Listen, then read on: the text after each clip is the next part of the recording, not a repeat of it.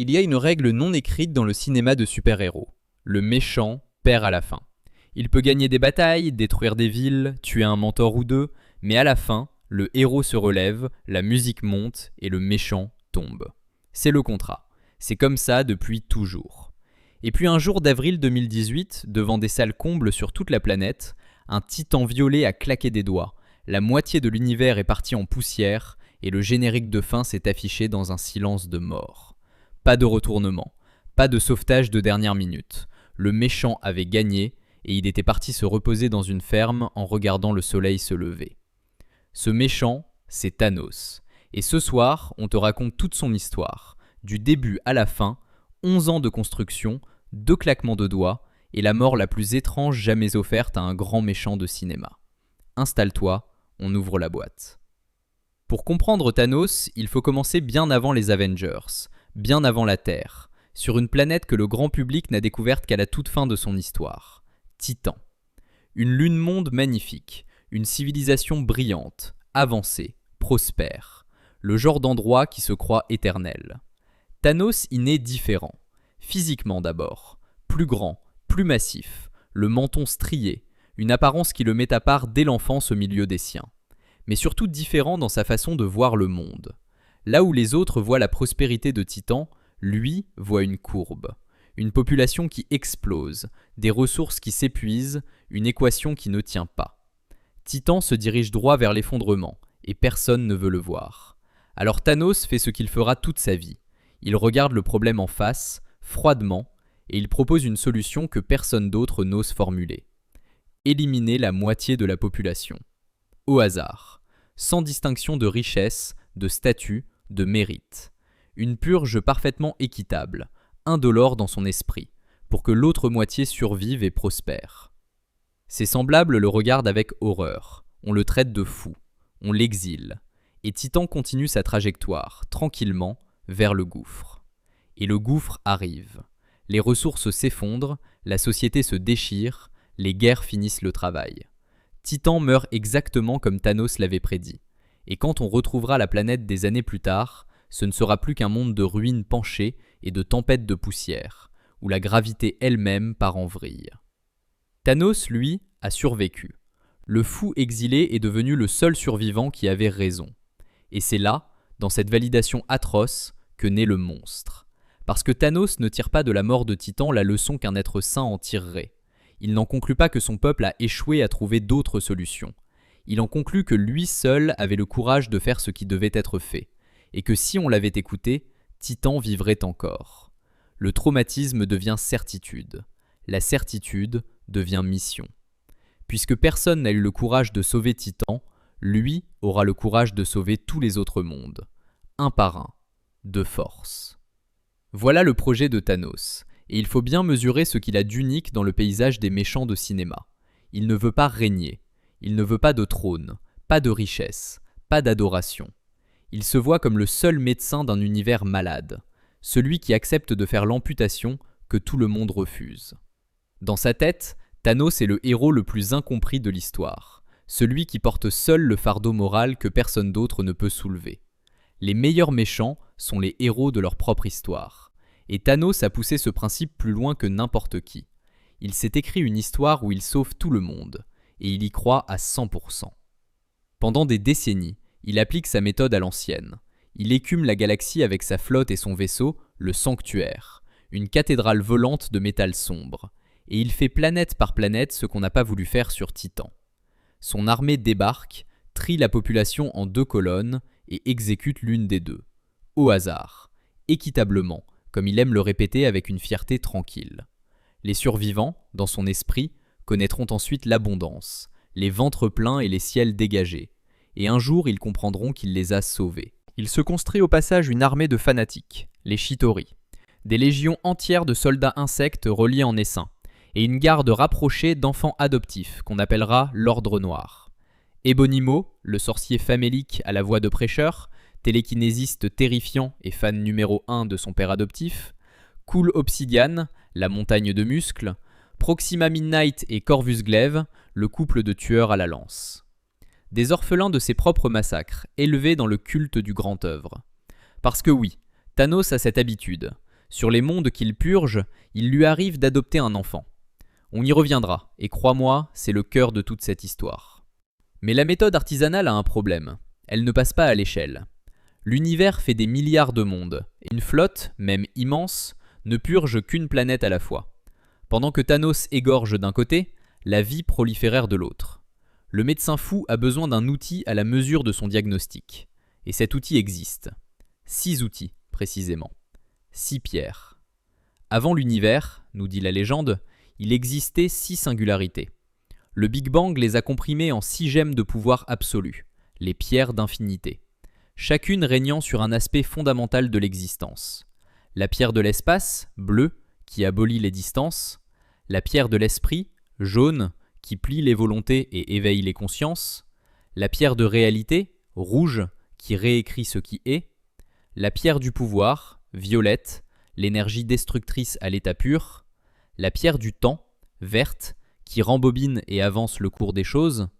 Et la pierre de l'âme, orange, la plus mystérieuse de toutes, dont on ne sait longtemps qu'une chose, elle exige un prix. Séparées, chacune peut raser une civilisation. Réunies sur une seule main, elles font de leur porteur l'égal d'un dieu, capable de remodeler l'univers d'une pensée, ou de le diviser par deux d'un claquement de doigts. Tu vois l'idée. Thanos la voit aussi. Le problème, c'est que les pierres sont éparpillées, cachées, gardées, perdues. Alors Thanos fait ce que font les grands prédateurs. Il attend, il observe, et il envoie d'autres que lui se salir les mains. Et c'est comme ça qu'il entre dans la grande histoire, en 2012, par la petite porte. Enfin, la petite porte. Par l'invasion de New York, quand même. Parce que oui, remets-toi dans le contexte. Le tout premier film Avengers. Loki, le dieu de la malice, débarque sur Terre avec une armée pour conquérir la planète. Ce que le film ne crie pas sur tous les toits, c'est d'où vient cette armée. Loki, après sa chute dans le vide à la fin de Thor, a atterri dans le territoire de Thanos. Et le Titan lui a proposé un marché. Loki récupère sur Terre le Tesseract, ce cube d'énergie que les Asgardiens ont laissé traîner chez les humains, et en échange, Thanos lui prête les légions Chitauri pour conquérir sa petite planète. Le Tesseract, évidemment, n'est pas un simple cube, c'est l'écrin de la pierre de l'espace. Et pour sceller le marché, Thanos confie à Loki un sceptre doré à la lame inquiétante, canalisant une gemme bleue hypnotique capable de retourner les esprits. Ce sceptre, on l'apprendra plus tard, abrite la pierre de l'esprit. Relis bien la scène. Thanos, au premier film Avengers, est déjà tellement au-dessus de tout le monde qu'il utilise une pierre d'infinité comme argent de poche, et qu'il la prête à un sous-traitant. Tu connais la suite. Les Avengers se forment, New York tient bon, l'armée Chitauri est balayée, et Loki finit encastré dans le sol d'une tour par un Hulk de mauvaise humeur. Échec total de l'opération. Et c'est dans la scène post-générique que le grand public rencontre pour la première fois le vrai commanditaire. Dans les profondeurs de l'espace, un serviteur rampant annonce à son maître que la Terre a résisté, que les humains ne sont pas les proies faciles qu'on croyait, que les défier reviendrait à courtiser la mort. Et dans l'ombre, une silhouette massive se tourne vers la caméra et sourit. Un sourire violet, strié, patient. Le public de 2012 n'a aucune idée de qui est ce type. Les lecteurs de comics, eux, ont hurlé dans les salles. Thanos venait d'entrer en scène, et Marvel venait de lancer la plus longue mèche lente de l'histoire du cinéma. 6 ans de film avant l'explosion. Et puisqu'on y est, rembobinons cette invasion de 2012 une seconde, parce que vu du côté de Thanos, c'est une étude de cas fascinante. Son investissement dans l'opération, c'est du matériel et du personnel. Le sceptre, l'armée et un intermédiaire, l'autre. Une créature encapuchonnée qui sert de porte-voix au Titan et de gérant de projet à Loki. Le sceptre d'ailleurs fait bien plus que couper des gorges. D'une simple pression sur le sternum, il retourne les esprits. Et Loki se constitue en 10 minutes une équipe de rêve en zombifiant l'archer Clint Barton et le physicien Erik Selvig. Exactement les deux compétences dont il a besoin pour retrouver et exploiter le Tesseract. Pendant tout le film, la pierre de Thanos travaille donc contre la Terre, dans les deux camps du plan. L'esprit qui manipule, l'espace qui ouvre la porte. Le portail s'ouvre au-dessus de New York, les Léviathans déferlent, et l'invasion échoue sur 2 détails que Thanos n'avait pas budgétés. Une bande de 7 individus anormalement têtus et un missile nucléaire. Parce que c'est ça le vrai tournant de la bataille de New York. le Conseil de sécurité mondiale panique et envoie une ogive nucléaire sur Manhattan. Iron Man l'intercepte, la porte sur son dos à travers le portail et la lâche sur le vaisseau mère Chitauri de l'autre côté. Et là, révélation tactique. Toute l'armée s'effondre d'un coup, comme des marionnettes au fil coupé. Les Chitauri sont une ruche, un seul cerveau collectif, et le cerveau vient de griller. L'armée prêtée par Thanos avait un interrupteur central, et les humains ont appuyé dessus par accident. Note aussi ce détail pour la route. Tony Stark a traversé un trou de verre avec une bombe sur le dos, il a vu de ses yeux l'immensité noire et la flotte qui attendait derrière le ciel, et il en est revenu changé. Les cauchemars de ce vol plané vont alimenter toutes ses décisions pendant 6 ans. L'armure autour du monde, Ultron, la vision, et c'est précisément cette paranoïa qui préparera la Terre, très mal mais quand même, au retour du propriétaire de l'armée. Thanos, lui, tire de l'échec une leçon de management. L'autre finira poignardé par Ronan sans que le titan ne lève un sourcil. Loki passera de sous-traitant à condamné en sursis, et la prochaine fois que Thanos voudra quelque chose, il enverra sa famille. Puis il viendra lui-même.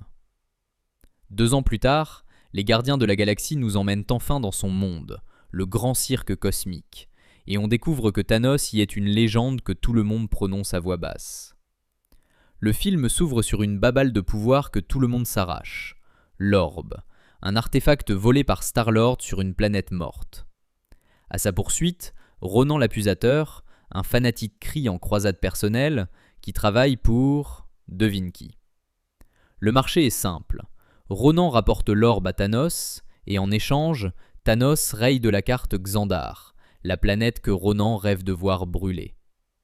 Encore une fois, le Titan sous-traite. Encore une fois, il prête ses ressources, y compris ses 2 armes les plus précieuses, ses filles.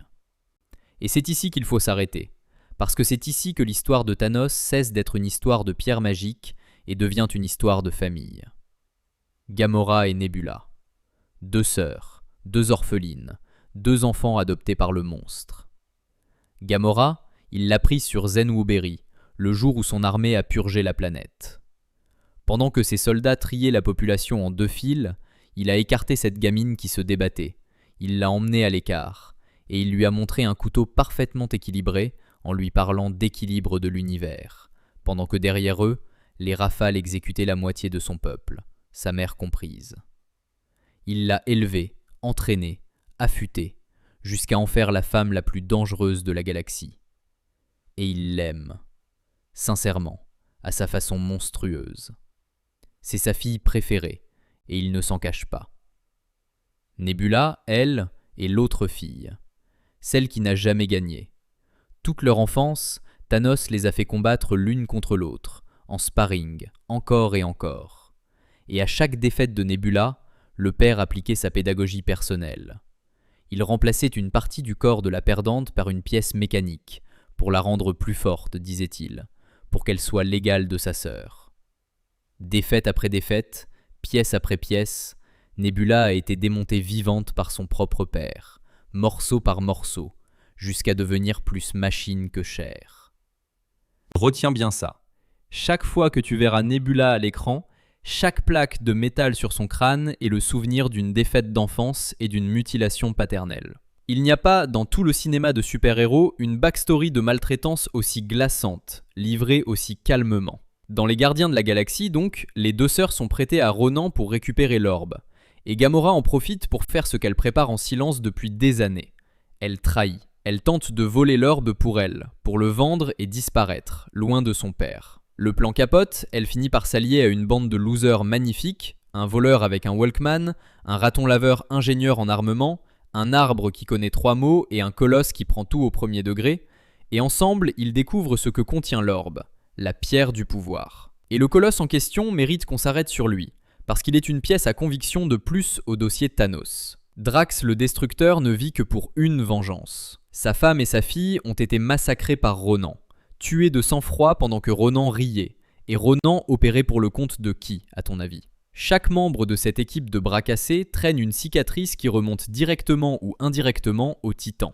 Gamora et Nebula, ses filles volées, Drax, sa famille rayée par son exécuteur, et le groupe entier s'est rencontré dans une prison spatiale, le Kiln, où la moitié des détenus voulaient égorger Gamora rien que pour son nom de famille, la fille de Thanos, le titre le plus dangereux de la galaxie. Le film n'a même pas besoin de montrer le monstre. Son nombre suffit à générer tout le casting. Ronan, en la voyant, fait le calcul le plus prévisible de l'univers.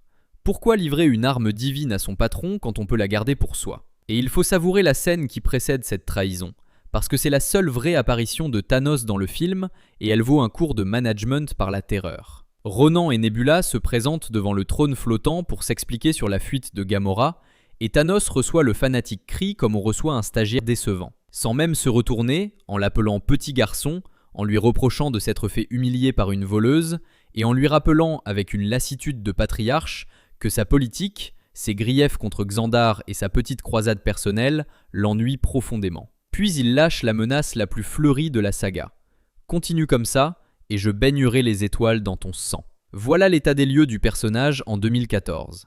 Un être tellement au-dessus de la mêlée qu'il traite un fanatique génocidaire, destructeur de monde, comme un adolescent pénible. Et c'est exactement cette condescendance qui va lui coûter la pierre.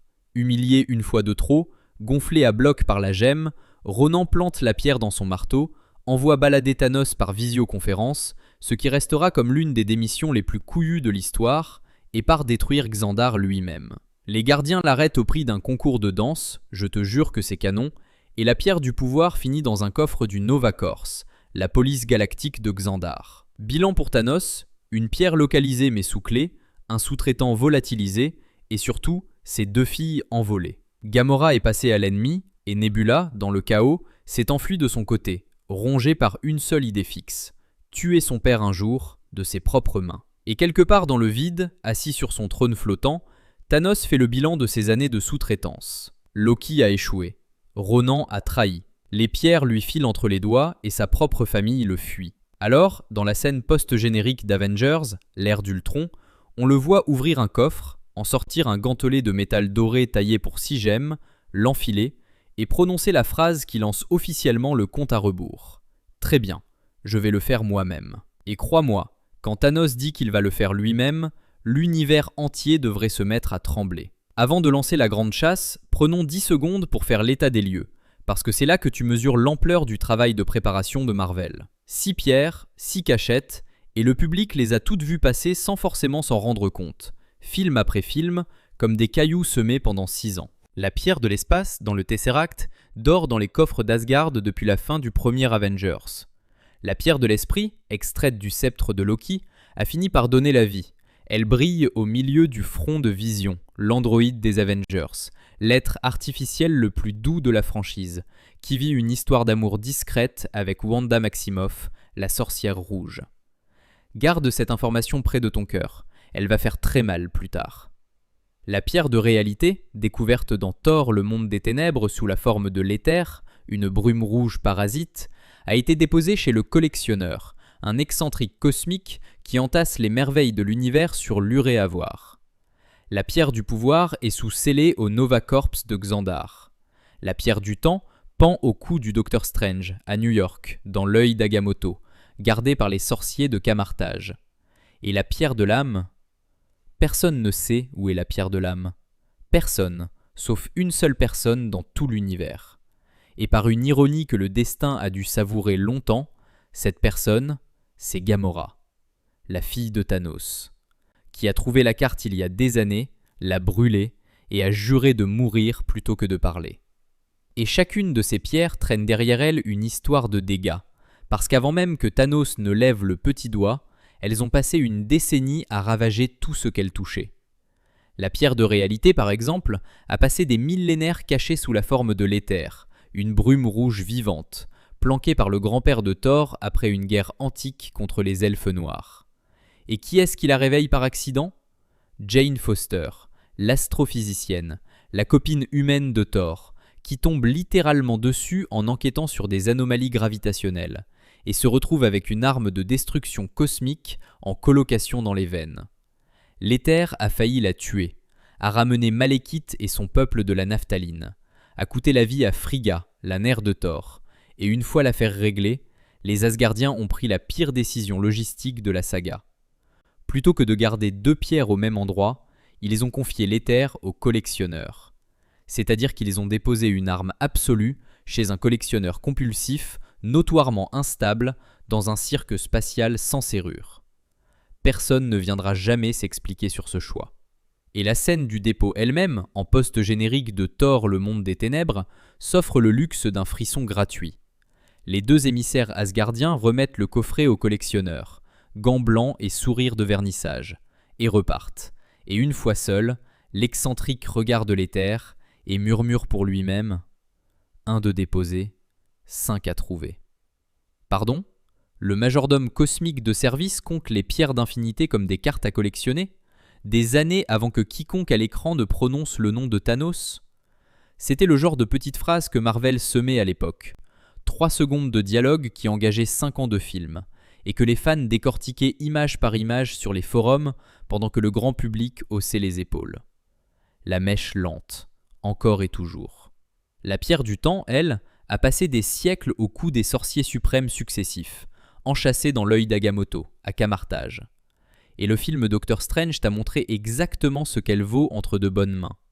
Un chirurgien arrogant aux mains détruites, devenu sorcier par désespoir, s'en sert pour piéger Dormammu, une entité dévoreuse de dimensions face à laquelle Thanos lui-même passerait pour un problème de quartier. Strange s'enferme avec le monstre dans une boucle temporelle infinie. Littéralement, il vient marchander, il se fait tuer, il recommence, il se fait tuer, il recommence, jusqu'à ce que l'entité cosmique craque de lassitude et accepte de partir. Retiens le principe. La pierre du temps ne rend pas invincible, elle rend inévitable. Le type qui la porte peut perdre 1000 fois et ne mourir jamais. Ce détail va devenir le cœur de toute la fin de la saga. Et puis il y a la pierre de l'esprit. Et là, il faut raconter la généalogie la plus tordue du MCU. Le sceptre de Loki, récupéré après New York, atterrit chez Hydra, qui s'en sert pour faire des expériences sur des jumeaux volontaires de Sokovie, Pietro et Wanda Maximoff. C'est la pierre qui donne à Wanda ses pouvoirs. Voilà pour l'ironie numéro 1. La sorcière rouge, la femme qui manquera de tuer Thanos à main nue, a été créée par la pierre que Thanos a prêtée à Loki. Le Titan a littéralement fabriqué sa pire ennemie en sous-traitant. Ensuite, les Avengers récupèrent le sceptre, et Tony Stark, rongé par sa peur de l'invasion à venir, décide avec Banner d'utiliser la gemme pour créer une intelligence artificielle de défense planétaire, un bouclier autour du monde, l'armure autour du monde entier. Le résultat s'appelle Ultron.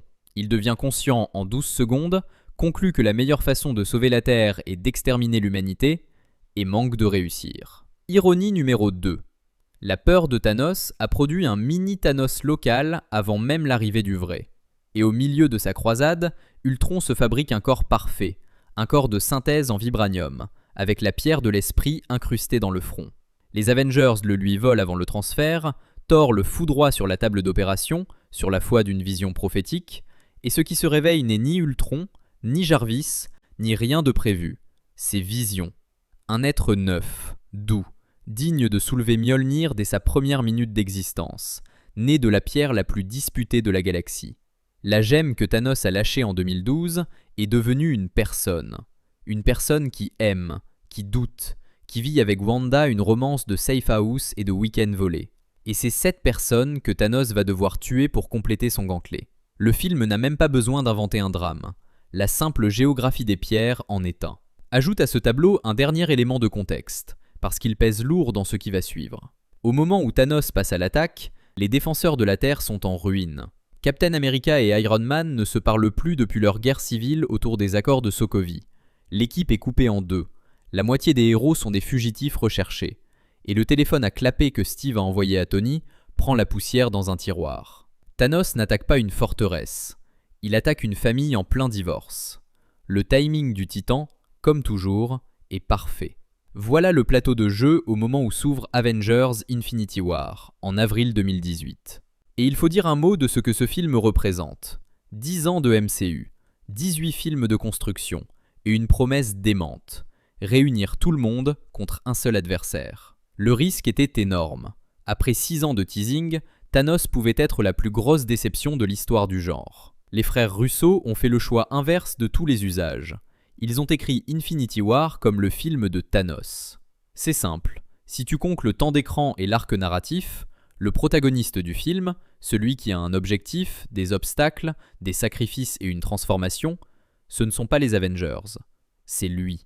Infinity War est un film de braquage raconté du point de vue du braqueur, et les héros n'y sont que des systèmes d'alarme successifs qui se déclenchent trop tard. Et le film l'annonce dès la première minute. Mais pour mesurer la cruauté de cette ouverture, il faut rappeler d'où vient ce vaisseau. 1 an plus tôt, dans Thor Ragnarok, Asgard a vécu sa fin du monde. Odin est mort de vieillesse sur une falaise norvégienne, et sa mort a libéré Hela, la déesse de la mort, la grande sœur cachée de Thor, l'arme de conquête dont Odin avait effacé jusqu'au souvenir. Hela a détruit Mjolnir d'une main, repris Asgard, massacré son armée, et Thor n'a trouvé qu'une seule façon de la vaincre, déclencher lui-même l'apocalypse, réveiller le démon Surtur et laisser brûler son propre royaume avec sa sœur dedans. Asgard, la planète, n'existe plus.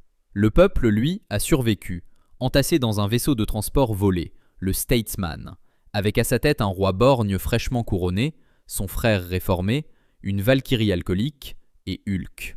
Et le film se terminait sur cette image d'espoir, les réfugiés voguant vers la Terre, avec cette réplique de Thor qui prend rétrospectivement des allures de malédiction. Tout va bien se passer. La scène post-générique de Ragnarok montrait alors une ombre immense recouvrir le Statesman, un vaisseau cathédral surgissant du néant.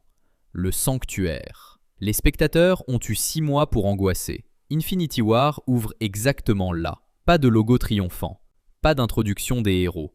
Un appel de détresse dans le noir. Le vaisseau des réfugiés asgardiens, le Statesman, celui qu'on vient de quitter plein d'espoir. Thanos l'a intercepté. Quand la lumière revient, le sol est couvert de cadavres. La moitié du peuple asgardien, déjà exécuté. L'autre moitié épargnée, méthode maison. Heimdall agonise. Thor, le dieu du tonnerre, est à genoux, brisé. Et Thanos marche au milieu des corps en tenant Loki par la nuque, pendant qu'Ebonimo déclame son sermon sur la chance qu'ont les mourants d'être sauvés par le grand titan. En 5 minutes, le film établit tout. La puissance, le calme, la doctrine, et le fait que plus personne n'est en sécurité, pas même les dieux. Thanos veut le Tesseract, que Loki, évidemment, a piqué dans les coffres d'Asgard avant la destruction du royaume, parce que Loki reste Loki. Pour le faire parler, Thanos commence à broyer lentement le crâne de Thor à main nue. Loki, le dieu qui a trahi tout le monde, 2 fois par film, craque en regardant son frère hurler, et sort le cube. Puis il tente une dernière malice, la lame cachée, le coup en traître qui a toujours marché. La main de Thanos l'arrête à mi-course, sans même un regard. Et le titan prononce cette phrase terrible, presque paternelle. Tu devrais choisir tes mots avec plus de soin. Puis il le soulève par la gorge, et il serre. Loki, le personnage le plus populaire de la saga, celui qui est mort et revenu 2 fois, meurt à l'écran dans les premières minutes du film, le cou brisé, sous les yeux de son frère. Et Thanos laisse tomber le corps avec un verdict glacial. Pas de résurrection, cette fois. Le message au spectateur est limpide. Les règles que tu connais ne s'appliquent plus. Personne n'est sous contrat de protection ce soir. Heimdall, dans un dernier souffle, utilise ses restes de magie pour expédier Hulk vers la Terre, prévenir les autres. Thanos écrase le Tesseract dans son poing comme une coquille d'œuf, en sort la pierre de l'espace, la clipse dans le gantelet à côté de la pierre du pouvoir, qu'il est allé arracher à Xandar la semaine précédente, hors champ, en rasant au passage la moitié de la planète, détail lâché en une réplique, l'air de rien, pour te dire à quel point la police galactique a pesé dans l'affaire. 2 pierres sur 6, et le film commence à peine. Le vaisseau asgardien explose derrière lui pendant qu'il se téléporte. Le ton est donné. Hulk s'écrase donc à New York, en travers de l'escalier du sanctum du Docteur Strange, et balbutie le message qui lance le film. Thanos arrive. Il arrive. La Terre a 2 pierres sur son sol, l'esprit sur le front de Vision, le temps au cou de Strange, et l'ouragan est en route. Iron Man, Strange, Wong et Bruce Banner ont à peine le temps d'échanger 3 vannes nerveuses qu'un vaisseau circulaire, une roue de métal noir, descend en silence au-dessus de Manhattan. Ebonimo et Cull Obsidian viennent faire les courses de leur père. La bataille de New York, 2e du nom, envoie valser les voitures et aspire Strange dans les airs, et elle se termine avec Iron Man et Spider-Man embarqués clandestinement sur le vaisseau de Mo, filant vers l'espace, pendant que le sorcier se fait torturer à coups d'aiguilles d'énergie pour lâcher la pierre du temps. Tony Stark, l'homme dont le traumatisme fondateur est un trou de verre au-dessus de New York, se retrouve à foncer volontairement dans le vide spatial, avec un gamin de 15 ans en costume high-tech qui a suivi en passager clandestin. La famille dysfonctionnelle du film spatial est complète quand il percute, à mi-chemin, les gardiens de la galaxie venus répondre au signal de détresse asgardien. Thor, récupéré flottant dans les débris, ouvre les yeux sur le visage de Star-Lord. 2 franchises se rencontrent, et le choc des égos est immédiat et délicieux. Star-Lord se met à imiter la voix grave de Thor par pur complexe d'infériorité, pendant que Drax déclare que Thor est un homme, un vrai, un beau. Le film enchaîne les scènes de comédie au bord du gouffre, et c'est exactement ça, la recette Infinity War. Plus c'est drôle, plus la chute sera raide. Pendant ce temps sur Terre, la deuxième équipe de course de Thanos passe à l'action. Vision et Wanda ont disparu des radars, en fuite amoureuse à Édimbourg, quelques jours volés dans une chambre d'hôtel à faire semblant que le monde n'existe pas. Vision sent sa pierre le lancer comme une rage de dents cosmique. Quelque chose approche, et il est en train de proposer à Wanda de ne jamais rentrer quand la lance de Corvus Glaive lui traverse le corps par derrière, en pleine rue. Proxima Midnight et Corvus tombent sur le couple comme des chasseurs sur du gibier, et pour la première fois, on voit un détail terrifiant. La lame de Corvus perturbe la structure même de Vision. Il ne peut plus se déphaser, plus fuir, plus se battre. Wanda se bat comme une lionne, mais ils sont deux, et Vision se vide de son énergie sur le pavé écossais. Et au moment où tout semble perdu, une silhouette sort de l'ombre d'une gare, en barbe et en jean, et le thème musical des Avengers remonte doucement. Steve Rogers est de retour. Captain America, fugitif, sans bouclier, avec Black Widow et Falcon, ramasse les deux tueurs cosmiques en combat rapproché et les force à battre en retraite. La famille en plein divorce vient de se retrouver sur le palier, et Steve prend la seule décision possible. Ramener Vision et Wanda à la maison, au quartier général des Avengers, puis trouver un endroit capable de défendre l'androïde, le temps de lui retirer sa pierre sans le tuer. Vision, lui, propose calmement l'autre option, détruire la pierre tout de suite et lui avec. Wanda peut le faire, Wanda refuse d'y penser. Et Steve tranche avec la phrase qui définit toute la différence entre les héros et le titan. On ne négocie pas avec des vies. Direction le Wakanda, le seul pays au monde avec la technologie et une armée prête à mourir pour un principe. Le rendez-vous de la grande bataille vient d'être fixé. Thor, lui, ne rigole plus du tout. Il a tout perdu. Son père, son frère, son peuple, son œil, son marteau. Et il transforme le deuil en projet d'artillerie. Rejoindre Nidavellir, la forge des nains, et se faire fabriquer une arme capable de tuer Thanos. Une hache roi, Stormbreaker, forgée dans le cœur d'une étoile mourante. Rocket et Groot l'accompagnent, et le voyage nous offre la scène la plus sous-cotée du film.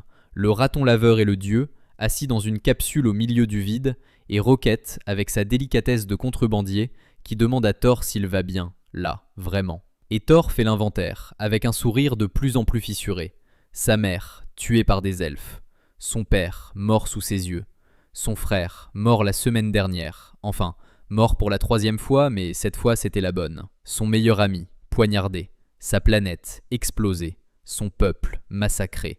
Son œil, arraché. Et il conclut que le destin ne peut plus rien lui prendre, donc statistiquement, tout va bien se passer. Rocket, le personnage le plus cynique de la galaxie, le regarde avec quelque chose qui ressemble pour la première fois à de la compassion, et lui offre un œil de rechange volé. C'est sa façon à lui de faire un câlin. Cette scène fait tout le travail émotionnel de l'arc. Quand Thor dit qu'il n'a plus rien à perdre, ce n'est pas une punchline de héros, c'est un diagnostic. Le détour vaut donc le voyage, et la destination aussi. La forge est éteinte, les nains ont été massacrés par Thanos après lui avoir forgé, sous la contrainte, son gantelet doré, et le seul survivant, Eitri, a les mains fondues dans le métal. Même la fabrication de l'arme du méchant a fait des victimes qu'on découvre en route. Thor rallume l'étoile à main nue, manque d'y rester, et ressort de la forge avec la hache la plus métal de la saga, et un Groot qui a sacrifié son propre bras pour servir de manche. Le dieu du tonnerre est de retour, chargé à bloc, et il a une adresse en tête. Pendant ce temps, le reste des gardiens, Star-Lord, Gamora, Drax et Mantis, met le cap sur l'Uré-Avoir, chez le collectionneur, pour sécuriser la pierre de réalité avant Thanos. Et sur la route, le film pose la scène qui hante Gamora. Elle fait promettre à Peter Quill, son idiot préféré, que si Thanos met la main sur elle, il la tuera. Pas de discussion, pas d'héroïsme. Il la tuera, parce qu'elle sait quelque chose que son père ne doit jamais apprendre. Quill promet, la gorge nouée, et le film te laisse mariner avec cette promesse comme une grenade dégoupillée dans la poche. L'Uré-Avoir, évidemment, c'est déjà trop tard. Les gardiens débarquent en pleine scène d'interrogatoire, Thanos en train de secouer le collectionneur, et Gamora saute à la gorge de son père, lame sortie, et le tue. Là, dans la pénombre, les lames plantées, Thanos s'effondre. Drax n'en revient pas, Mantis panique, et pendant une poignée de secondes, le public y croit. Puis la réalité fond comme un décor de théâtre. La pierre de réalité était déjà dans le gantelet depuis le début. Et tout ça, la boutique intacte, le collectionneur, le meurtre, n'était qu'une illusion. Un petit spectacle que Thanos s'est offert pour tester sa fille. La réalité, souvent décevante, dit-il en remodelant la scène, les flammes, les ruines, le piège refermé. Il attrape Gamora. Quill, fidèle à sa promesse, pointe son arme sur la femme qu'il aime, main tremblante. Elle le supplie de tirer. Il appuie sur la détente en pleurant. Et des bulles de savon sortent du canon. Thanos a réécrit l'arme elle-même. Il embarque sa fille avec un dernier mot presque tendre pour Quill. « J'aime bien ce type » et disparaît.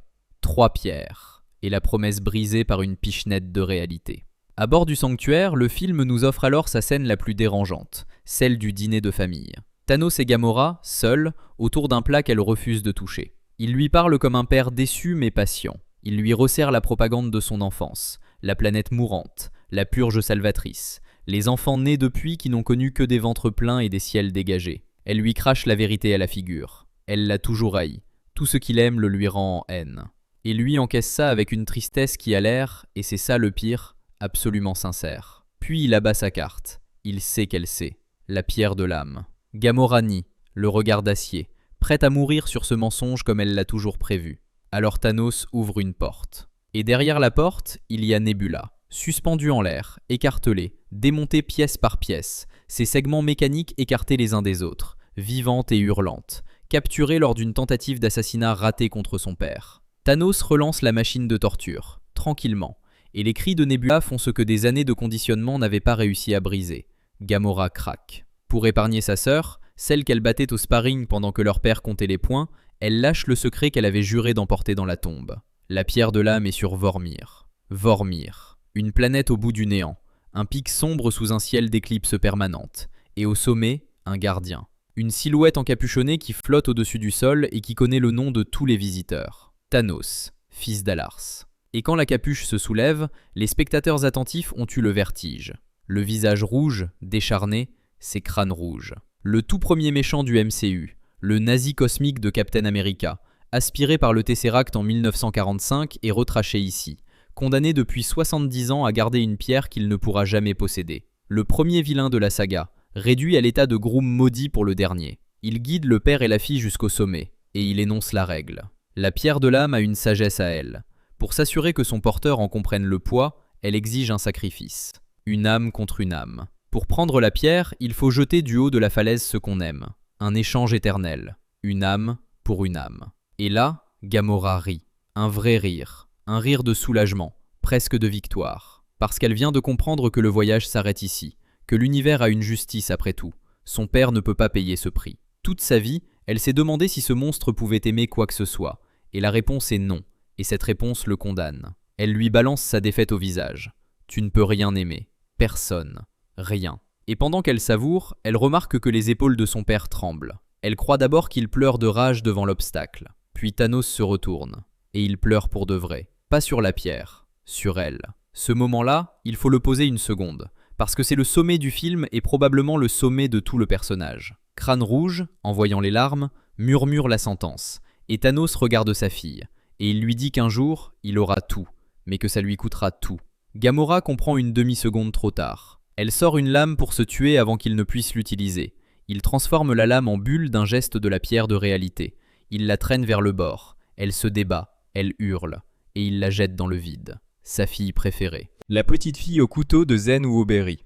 Le film te montre la chute en entier, le corps disloqué en bas de la falaise, et le ciel qui s'ouvre. Thanos se réveille dans une eau peu profonde, sous une lumière blafarde, la pierre de l'âme au creux de la main. Le prix est payé. Et c'est là que le film réussit son coup le plus pervers.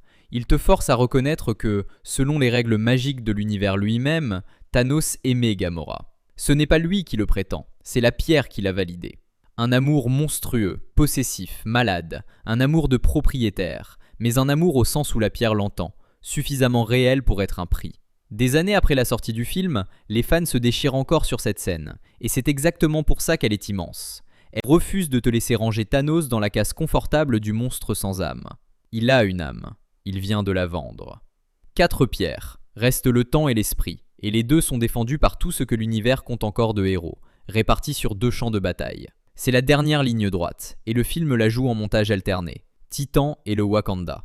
2 plans de bataille, 2 espoirs. Et tu vas voir, 2 façons de tout perdre. Titan d'abord. Mais avant d'y poser le pied, il faut raconter le trajet. Parce que le voyage en vaisseau volé est un petit film dans le film. Ebonimo, persuadé d'avoir gagné, remonte vers son maître avec sa prise de guerre, Doctor Strange, crucifié en apesanteur dans un champ de contention. La pierre du temps toujours au cou, mais protégée par un sortilège que même le sorcier de Thanos ne peut pas briser. Alors Mo passe à la méthode forte, des aiguilles d'énergie microscopiques, par centaines, plantées dans le visage de Strange millimètre par millimètre, avec la voix onctueuse d'un chirurgien qui commande son travail. Sauf que Mo a 2 passagers clandestins, Iron Man, planqué dans les coursives, et un Spider-Man qui a suivi contre les ordres et qui découvre en temps réel qu'il est dans l'espace. Le plan de sauvetage sort tout droit de la culture générale de Peter Parker. Tu te souviens de ce vieux film, Aliens ? Stark fait sauter un pan de la coque. Le vide spatial aspire Ebonimo hors du vaisseau. Le sorcier le plus dangereux de l'Ordre Noir meurt congelé dans le néant en 10 secondes. Et Spider-Man rattrape Strange au vol grâce à ses nouvelles pattes d'araignée mécaniques. Le gamin lâche un éloge funèbre resté dans les mémoires. Et les 3 naufragés, incapables de faire demi-tour, prennent la décision folle du film. Puisque le vaisseau rentre chez Thanos en pilote automatique, autant livrer la bagarre sur son terrain. Iron Man, Spider-Man et Doctor Strange, arrivés sur la planète morte à bord du vaisseau volé de Mo, percutent donc à l'atterrissage le reste des gardiens. Et après le quiproquo réglementaire où tout le monde se braque mutuellement, Star-Lord menaçant de tuer le gamin en costume d'araignée pendant que Strange et Stark s'engueulent sur la stratégie, les 2 équipes fusionnent et font quelque chose que les héros de ce film font trop rarement. Un plan. Attirer Thanos, le submerger à plusieurs, lui arracher le gantelet. Simple, solide. Et juste avant l'arrivée du Titan, Doctor Strange s'assoit en tailleur, active la pierre du temps et part explorer l'avenir. Sa tête vibre dans toutes les directions, des heures de vision compressées en secondes. Et quand il rouvre les yeux, il lâche le chiffre le plus célèbre de la saga. Il a vu 14 605 futurs possibles. Combien de victoires ? 1. Un seul. Et il ne dit à personne lequel. À partir de cette réplique, tout ce qui va suivre, chaque catastrophe, chaque décision incompréhensible, est suspendu à cette question. Est-ce qu'on est en train de regarder le bon futur ou l'un des 14 millions d'autres ? Thanos arrive, et la conversation d'ouverture avec Strange vaut tous les combats. Le Titan y déroule sa doctrine complète. Titan la magnifique détruite par la surpopulation, son plan génocidaire recyclé en pitié à l'échelle cosmique, l'univers aux ressources finies qui a besoin de sa correction. Strange lui renvoie la seule réponse valable. Nos vies ne t'appartiennent pas. Et le combat s'engage. Et quel combat ! C'est la plus longue démonstration de puissance du personnage.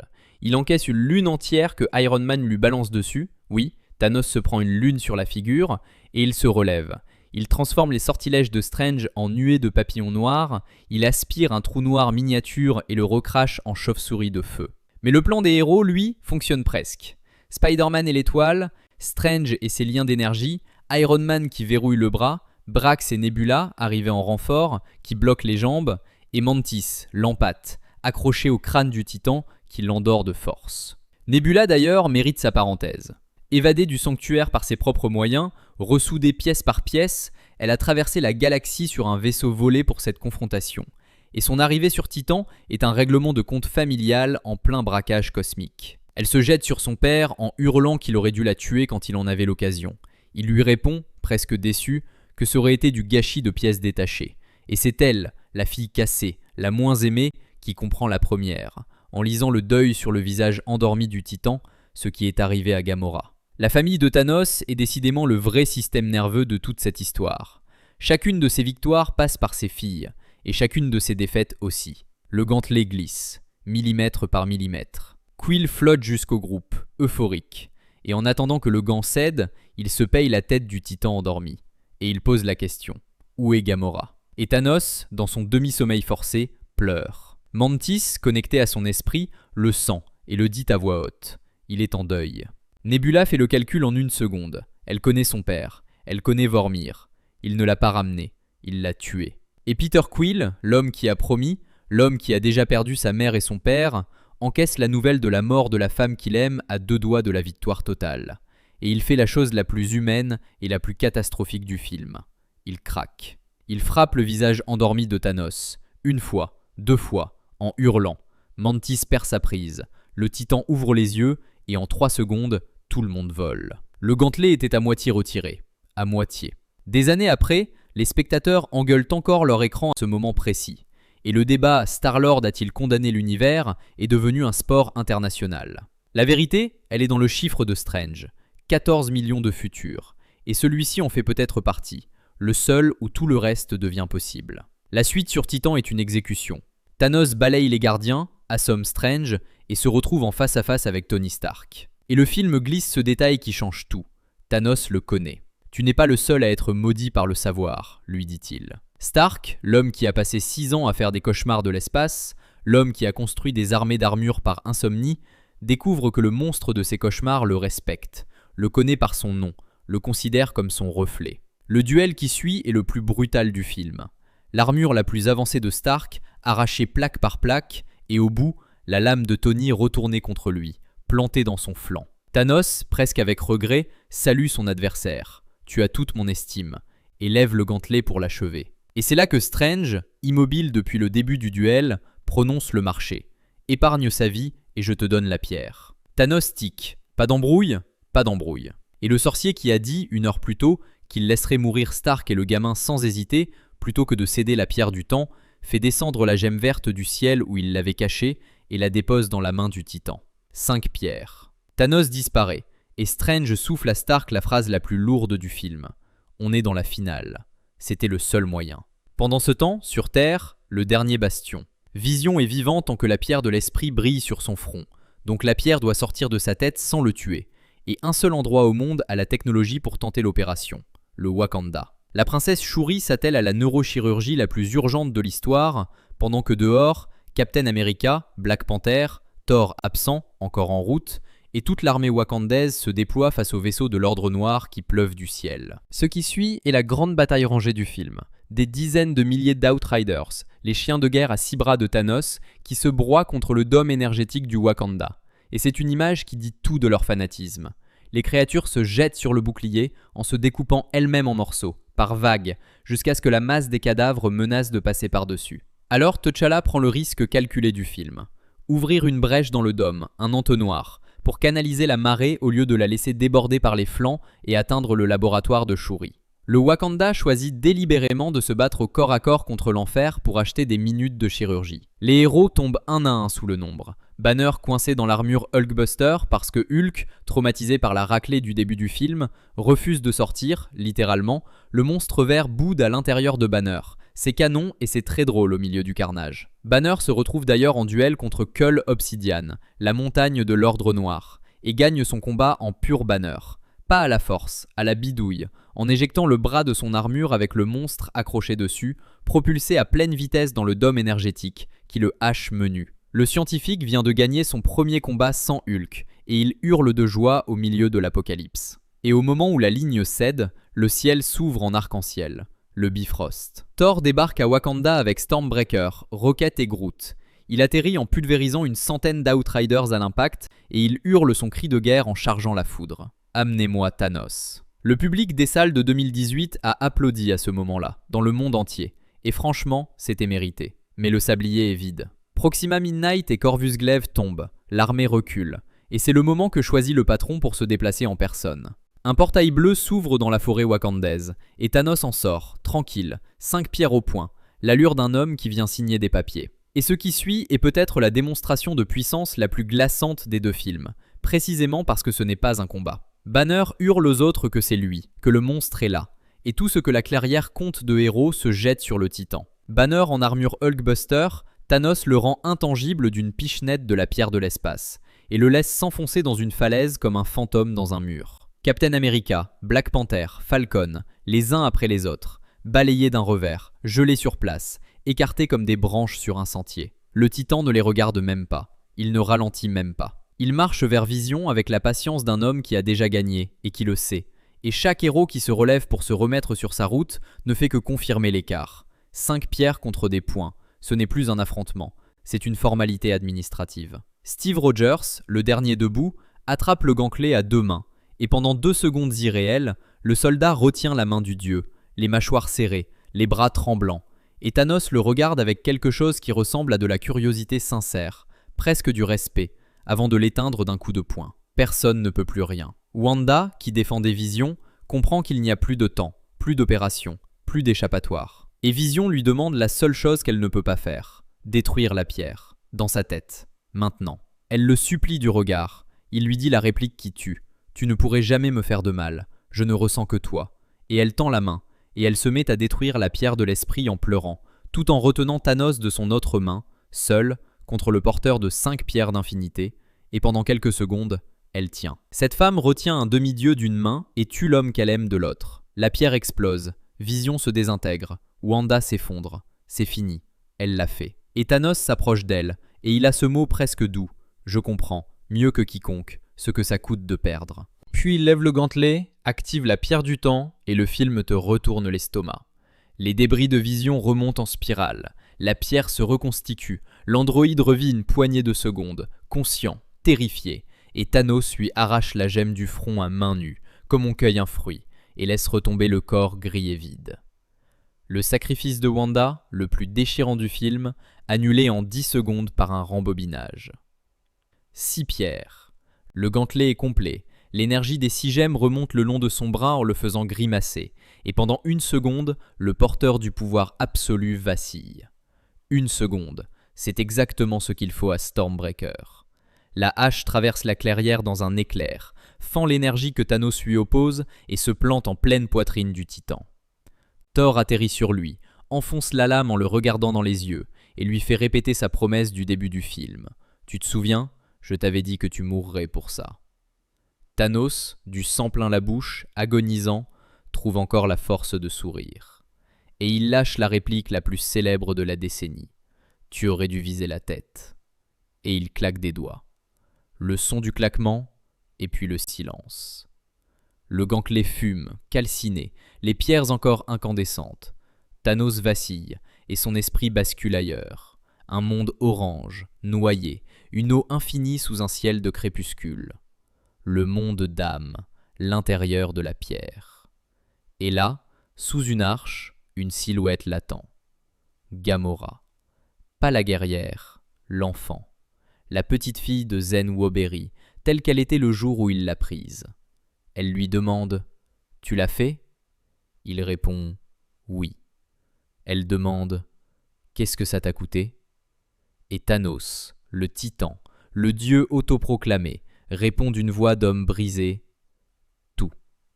Le film t'offre le seul jugement qui pouvait l'atteindre, celui de sa victime préférée, à l'âge où il l'a volée à sa vie.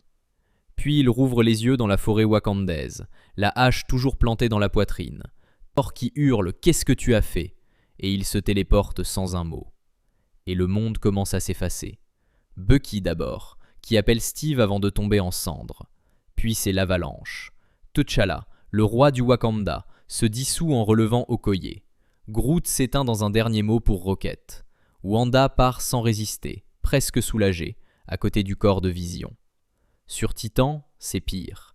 Mantis, Drax, Quill s'évaporent l'un après l'autre. Strange lance à Stark son dernier message codé. Il n'y avait pas d'autre moyen. Et disparaît. Et puis Peter Parker, le gamin. Il sent sa mort arriver avant les autres. Son 6e sens de l'araignée transformé en compte à rebours. Et il s'accroche à Tony Stark en répétant qu'il ne veut pas partir. « Monsieur Stark, s'il vous plaît, je ne veux pas partir. » Il s'excuse. Il s'excuse de mourir. Et il part en poussière dans les bras de l'homme qui se prenait pour son mentor et qui découvre qu'il était son père. 50% de toute vie dans l'univers éteinte en 30 secondes de cinéma, dans un silence presque sans musique. Et le film s'attarde 1 minute sur les décombres, parce que c'est là que la victoire prend son vrai poids. Au Wakanda, les survivants se relèvent au milieu d'une forêt jonchée de tas de cendres, Okoye à genoux là où son roi se tenait, M'Baku hagard au milieu de ses guerriers évaporés, et Steve Rogers, agenouillé près du corps gris de Vision, qui ne trouve que 2 mots. Oh mon Dieu! La seule fois de toute la saga où Captain America n'a plus rien dans le réservoir. Sur Titan, c'est pire encore. Il ne reste que 2 êtres vivants sur la planète morte. Tony Stark, blessé, assis dans la poussière de son gamin, et Nebula, la fille de l'assassin, qui pose une main sur son épaule et résume la situation d'une phrase d'une sobriété terrible. Il a réussi. Le milliardaire le plus bavard de la galaxie et la tueuse la moins bavarde, seuls ensemble au bout de l'univers, sont désormais tout ce qui reste de 2 équipes de héros. Et le dernier plan du film, tu le connais. Une cabane au bord de l'eau, sur une planète paisible. Thanos, le bras en ruine, sort sur le seuil, s'assoit, et regarde le soleil se lever sur un univers reconnaissant. Il sourit. Fin du film. Pas de bataille finale, pas de revanche. Le générique d'Infinity War s'est affiché sur des salles entières qui ne parlaient plus. Marvel avait fait un pari insensé. Terminer son plus gros film sur la victoire totale du méchant. Et faire patienter la planète un an entier avec ça. Un an plus tard, Avengers Endgame s'ouvre sur ceux qui restent. Clint Barton, en résidence surveillée, qui apprend le tir à l'arc à sa fille pendant un barbecue de famille, se retourne 3 secondes pour chercher la sauce et se retourne à nouveau vers un jardin vide, les assiettes encore fumantes, sa femme et ses 3 enfants partis en poussière pendant qu'il regardait ailleurs. Puis le silence de l'espace. Tony et Nebula à la dérive dans le vaisseau des gardiens, en panne sèche à des années-lumière de tout. Le film prend le temps de leur duo improbable, et il vaut de l'or. Le milliardaire mourant et la tueuse cybernétique qui joue au football de papier sur une table, elle appliquée, méthodique, marquant son premier but avec un sérieux d'enfant qui n'a jamais eu le droit de jouer, lui qui la déclare championne du vaisseau, et elle qui savoure ce titre débile comme la première victoire de sa vie que son père n'a pas transformé en mutilation. Puis l'oxygène s'épuise, et Tony enregistre ses adieux dans son casque, pour Pepper, en s'excusant presque, avec cette élégance de condamné qui fait des vannes jusqu'au bout. Il s'endort pour mourir. Et une lumière dorée se pose sur le hublot. Carol Danvers, prévenue par Fury dans son dernier geste avant la poussière, ramène le vaisseau sur Terre comme une valise. Les retrouvailles sont brutales. Tony, squelettique, crache à Steve Rogers 6 ans de rancune à la figure. « Je t'avais dit qu'il viendrait. Je te l'avais dit et tu n'étais pas là. » avant de s'effondrer. Et sur Terre, les survivants qui comptent les disparus sur des hologrammes. Mais très vite, une lueur. D'abord un indice technique. Les instruments détectent une nouvelle décharge d'énergie colossale, la même signature que le claquement, sur une planète perdue au fond de l'espace. Thanos vient d'utiliser les pierres une seconde fois, et personne ne comprend encore pourquoi. Ensuite, une adresse. Nebula connaît la destination de son père. Le jardin, la planète de retraite dont il lui parlait quand elle était enfant. Le petit monde paisible où il comptait s'asseoir une fois l'œuvre accomplie. Elle est la seule personne de l'univers à qui le Titan ait jamais confié ses projets de retraite. Et cette confidence de bourreau à victime devient l'arme qui le condamne.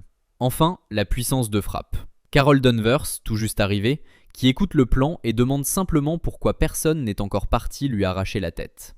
23 jours après le claquement, les Avengers survivants débarquent sur la planète du crépuscule.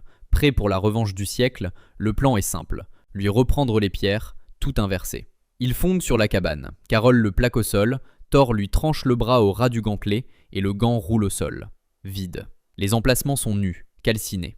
Et Thanos, amaigri, brûlé, à moitié détruit, leur explique calmement l'impensable. Les pierres n'existent plus. Une fois son œuvre accomplie, elle ne servait plus qu'à une chose, la tentation de tout défaire. Alors il les a utilisées pour se détruire elles-mêmes, un second claquement qui a failli le tuer et qui a réduit les 6 gemmes à l'état d'atomes. L'univers corrigé est désormais verrouillé. Il n'y a plus de bouton retour. « Je suis inévitable », dit-il, épuisé, presque serein.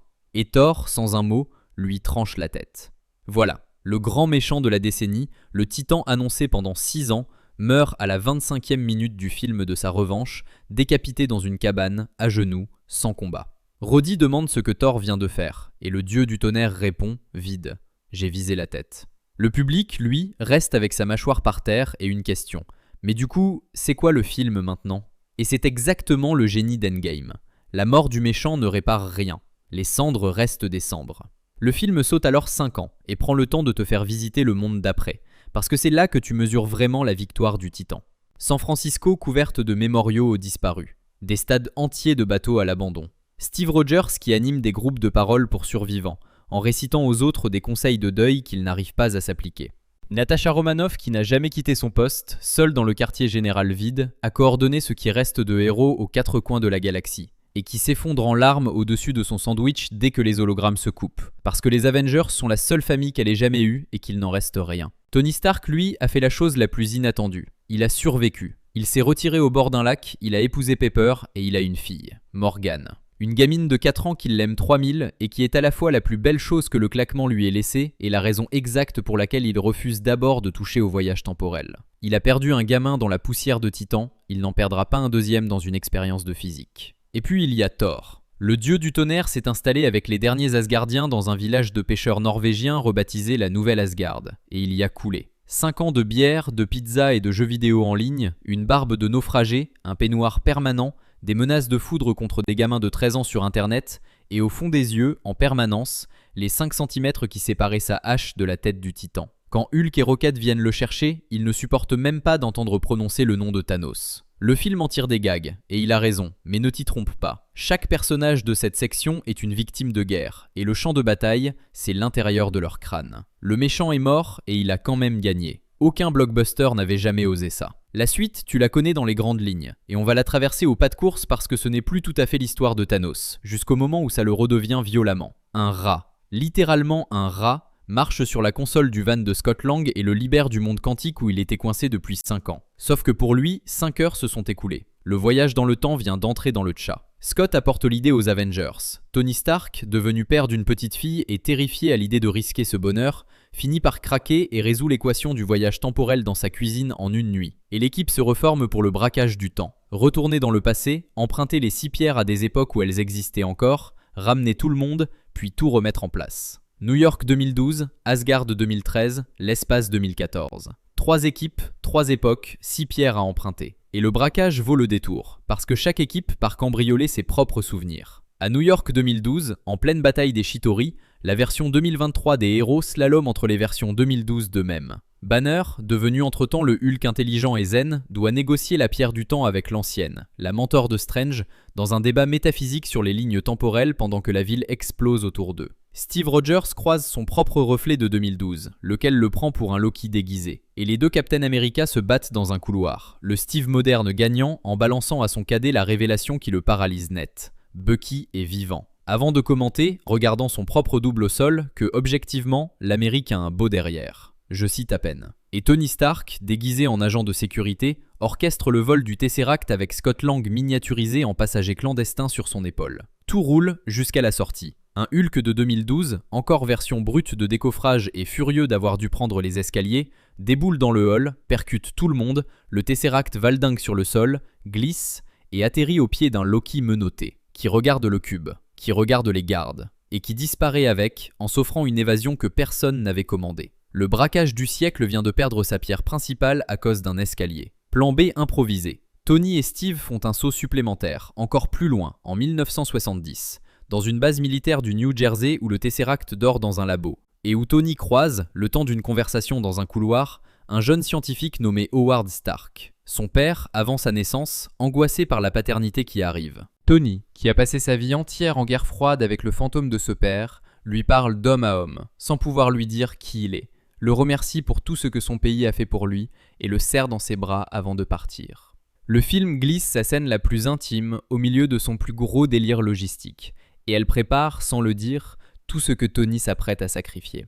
Sur Asgard, en 2013, Rocket et un Thor en pleine crise de panique débarquent le jour même où la pierre de réalité squatte les veines de Jane Foster. Et le jour même, donc, où la mère de Thor va mourir. Rocket part aspirer l'éther, littéralement, à la seringue, pendant que Thor, censé faire le guet, tombe sur Frigga dans un couloir. Et Frigga, élevée par des sorcières, reconnaît immédiatement que ce fils-là, bedonnant, cassé, les yeux rouges, ne vient pas de son présent. Elle ne lui demande pas de sauver le futur. Elle lui parle comme une mère. Elle lui dit qu'échouer ne le disqualifie pas, que tout le monde échoue à être qui il devrait être, et que la seule mesure qui compte, c'est de réussir à être qui l'on est. Thor repart avec sa pierre, sa mère condamnée derrière lui, et un bonus tendu au dernier moment. Il tend la main, et Mjolnir, le marteau détruit par Hela des années plus tard, décolle du sol de 2013 et vient s'y poser. Le marteau le juge encore digne. Le dieu cassé fond en larmes dans le vaisseau. Garde ce marteau en tête, il a un rendez-vous. Et c'est là, en 2014, que le destin se venge. Parce qu'en 2014, Thanos est vivant, en pleine forme, en pleine chasse. L'équipe spatiale s'est séparée en deux sur place. Rhodey et Nebula restent sur Morag pour cueillir la pierre du pouvoir avant que le Star-Lord de l'époque ne la vole, et le braquage commence par une scène d'anthologie discrète. Les deux planqués derrière un rocher qui regardent Peter Quill, seul, casque sur les oreilles, danser comme un idiot au milieu des ruines en chantant faux dans le vide. Nebula précise que c'est bien lui, le légendaire Star-Lord, le futur amour de sa sœur. Rhodey résume l'évaluation en une phrase. Donc c'est un idiot. La somme d'une pichenette, lui pique sa botte de crochetage et le laisse ronfler sur place. Le vol le plus simple de l'histoire. Sauf qu'il n'y a qu'une dose de particules de PIM par personne pour le retour. Le carburant du voyage temporel est compté au milligramme près. Aucun droit à l'erreur, aucun second essai. Et c'est exactement à ce moment que le destin choisit de présenter la facture. Personne n'a pensé à un détail technique. La nébula de 2023 et celle de 2014 partagent le même réseau, la même mémoire synchronisée, le même matériel crânien. Les souvenirs de la nébula du futur se mettent à fuiter en direct dans la tête de celle du passé, et donc sur les écrans du sanctuaire. Thanos, tranquillement assis dans son vaisseau amiral 9 ans avant sa mort, regarde littéralement le futur en streaming. Son claquement de doigts, sa victoire, sa retraite et sa décapitation à genoux dans une cabane. Il regarde sa propre mort avec un calme d'entomologiste. Et sa réaction est du Thanos pur jus. Pas de peur, pas de rage. De la déception. Ils ont tout défait ? Alors le plan était trop petit. Il capture la nébula du futur, la fait interroger par sa version passée, échange les deux sœurs comme des pièces sur un échiquier, et la fausse nébula rentre en 2023 avec l'équipe.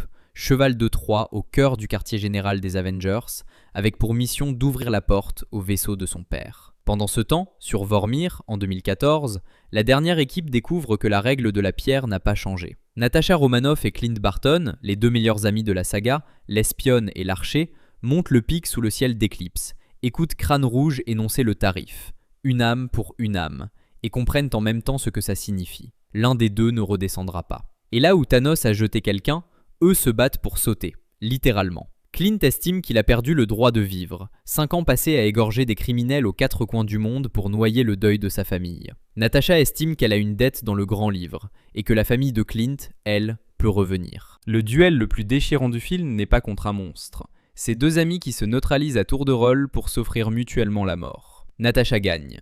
Elle se décroche de la main de Clint et elle s'écrase au pied de la falaise où Gamora s'est écrasée avant elle. La pierre a désormais coûté les deux femmes les plus affûtées de la saga, jetées du même rocher, par amour dans un cas, par un monstre dans l'autre. Les 6 pierres arrivent en 2023. Banner, le seul assez costaud pour espérer survivre à leur énergie, les claque dans un gantelet fait maison, y laisse son bras à moitié carbonisé, et partout dans le monde, les cendres redeviennent des gens. Les téléphones sonnent, les oiseaux chantent. 5 ans de deuil s'inversent en 1 seconde. Et 1 seconde plus tard, la fausse nébula appuie sur un bouton, le ciel s'ouvre, et le sanctuaire de 2014 matérialise sa masse au-dessus du quartier général et rase l'endroit sous un tapis de missiles sans sommation. Thanos est de retour. Un Thanos plus jeune, plus brutal, qui n'a pas encore fait son deuil de quoi que ce soit, et qui vient de passer le trajet à réfléchir à ce que le futur lui a appris. Et il a conclu quelque chose de terrifiant. Assis dans les ruines fumantes du complexe, casque posé, il attend les survivants et leur expose sa nouvelle doctrine. Son plan originel, la moitié, l'équilibre, reposait sur une erreur. Il pensait que les survivants seraient reconnaissants. Le futur lui a montré des survivants incapables d'accepter le cadeau, prêts à déchirer le temps lui-même pour annuler sa correction. Alors il les remercie pour la leçon, très sincèrement, avec cette politesse de monstre qui le caractérise, et il annonce la mise à jour. Cette fois, il ne prendra pas la moitié. Il va réduire cet univers jusqu'à son dernier atome, et en bâtir un nouveau à la place. Un univers vierge qui ne saura jamais ce qu'il a perdu, peuplé de créatures reconnaissantes par construction. Prends bien la mesure du glissement. Le fanatique de l'équilibre vient de basculer dans l'extermination totale, et il te le vend avec le même ton posé de médecin de famille. Fis le jardinier qui élague. Voici le déluge. Face à lui, il ne reste que 3 hommes debout dans les décombres. Iron Man, Captain America et un Thor qui retrouve enfin quelque chose à frapper. Le trio affronte le Titan, et cette fois, pas de gantelet, pas de pierre. Juste Thanos, sa double lame et son armure. Et c'est peut-être le détail le plus effrayant du film. Sans aucune pierre, il les démonte. Tous les 3. Il part la foudre, il encaisse les boucliers, il retourne Stormbreaker contre la gorge de Thor.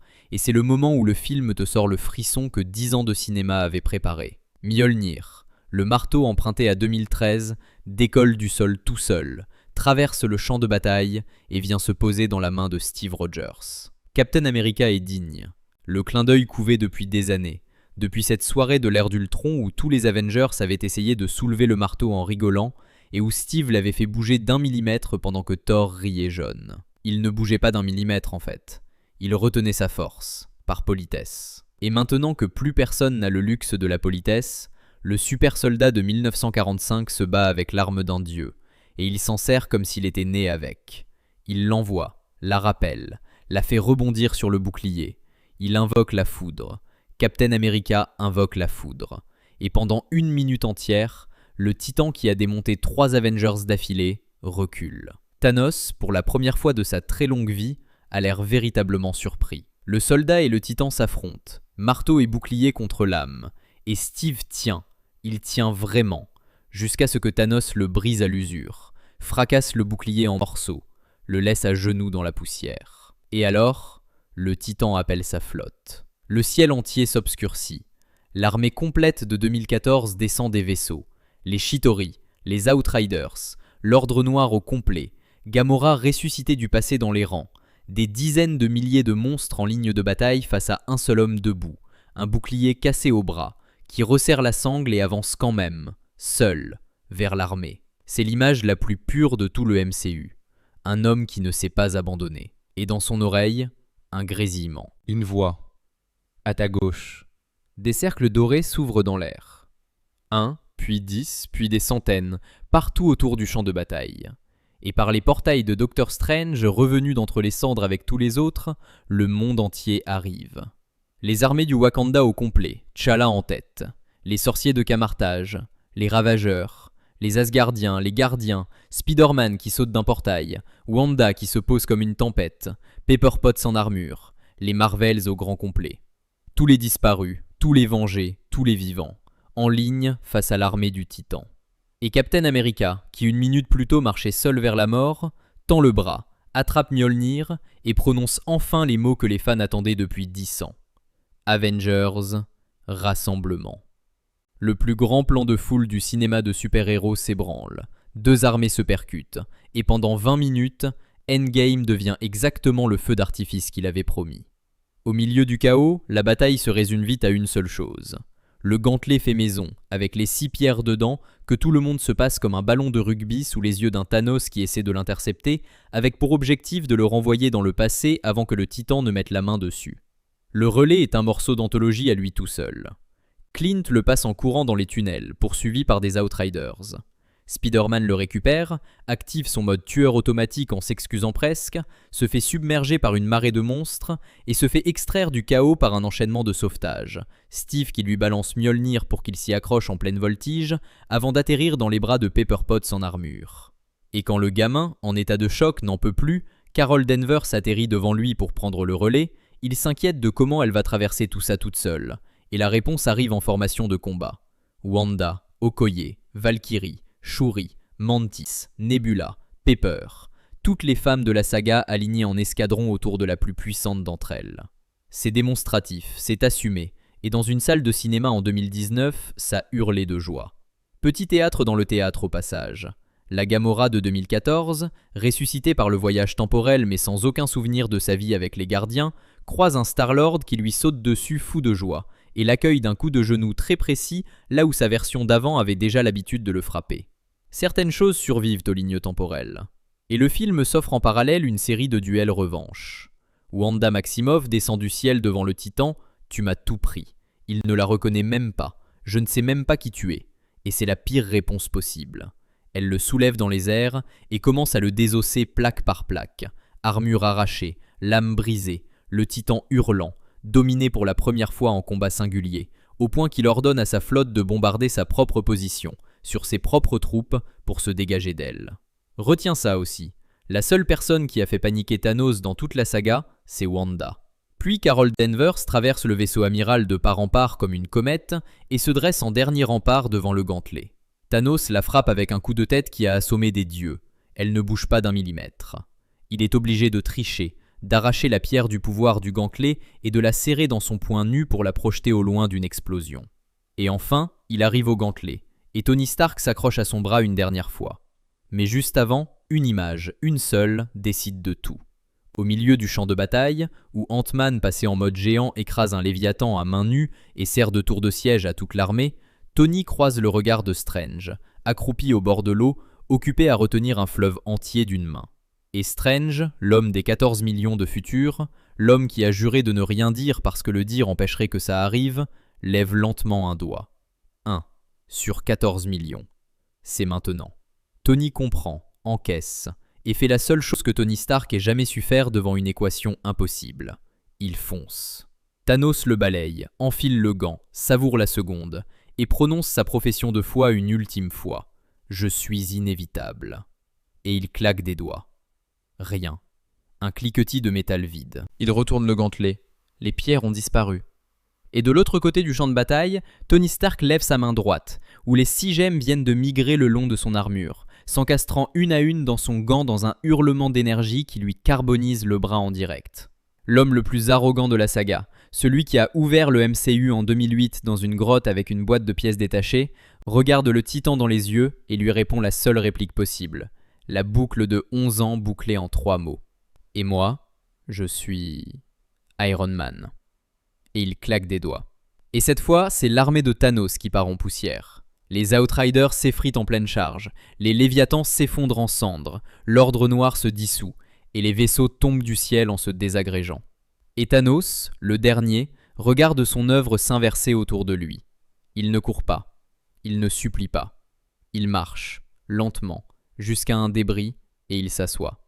Le fermier fou qui voulait corriger l'univers regarde son armée redevenir poussière, comprend que le futur a gagné, et attend. Et il s'efface, sans un mot, assis, le regard perdu vers l'horizon, exactement comme il s'était assis devant son lever de soleil. Le titan le plus puissant de l'histoire du cinéma s'éteint en silence, vaincu par le geste même qu'il avait inventé. Tony Stark meurt quelques minutes plus tard des suites de son claquement, entouré des siens. Peter Parker revenu de poussière juste à temps pour le perdre une deuxième fois. Pepper qui lui donne la permission de partir. Tu peux te reposer maintenant. Et la saga referme ses 2 protagonistes en miroir. L'homme qui a tout donné pour sauver la moitié de l'univers et celui qui a tout pris pour la même raison, chacun tué par le même claquement de doigts. Les funérailles au bord du lac réunissent tout ce que le MCU compte de visages. 11 ans de casting silencieux autour d'une couronne de fleurs qui dérive sur l'eau, portant le tout premier réacteur Arc et sa gravure, preuve que Tony Stark a un cœur. Et il reste une dernière mission logistique, rapporter les 6 pierres empruntées, chacune à sa seconde exacte, dans sa ligne temporelle exacte, pour ne pas laisser derrière soi des univers mutilés. Steve Rogers se porte volontaire, monte sur la plateforme avec le marteau et la mallette, disparaît, et ne revient pas par la machine. Il revient par le banc. Un vieil homme, assis au bord du lac, une alliance au doigt, qui a rendu les pierres puis s'est offert la seule chose qu'il s'était toujours refusée, la vie, la lente, la vraie. Une danse avec Peggy Carter et 70 ans de bonheur en différé. Mais ça, c'est l'épilogue des héros. Nous, on doit reparler du Titan. Voilà pour les faits. Maintenant, prenons 2 minutes pour parler de ce que Thanos représente. Parce que si ce personnage a marqué à ce point, ce n'est pas pour son menton. D'abord, il y a la construction. 11 ans. De la scène post-générique de 2012 au claquement de 2018, Marvel a fait quelque chose qu'aucun studio n'avait jamais tenté. Faire mariner un méchant pendant 6 ans de film, en apparition homéopathique, un sourire par-ci, un trône par-là, en laissant la légende enfler hors champ. Quand Infinity War démarre, tu n'as quasiment jamais vu Thanos se battre, et pourtant tu es déjà terrifié, parce que tout le monde à l'écran est terrifié depuis 6 ans. C'est la leçon numéro 1 du personnage. La peur se construit par l'attente, pas par la démonstration. Ensuite, il y a l'écriture. Thanos fonctionne parce qu'il coche les 3 cases du grand méchant, et il les coche toutes au niveau maximum. 1. Il a une philosophie cohérente. Fausse, monstrueuse, mathématiquement débile, les ressources ne sont pas fixes et tuer la moitié des gens ne double pas les récoltes, des économistes ont écrit des papiers entiers pour démonter son plan, mais cohérente de l'intérieur, portée par un vrai traumatisme fondateur, et défendue à l'écran avec une conviction totale. 2. Il paye ses convictions. Et il faut adresser ici l'objection que la moitié de la planète a formulée en sortant de la salle.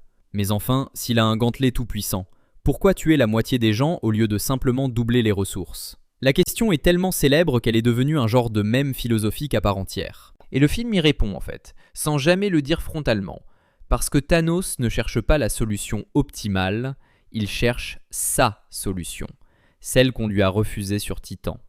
Toute sa croisade est une gigantesque opération de validation personnelle.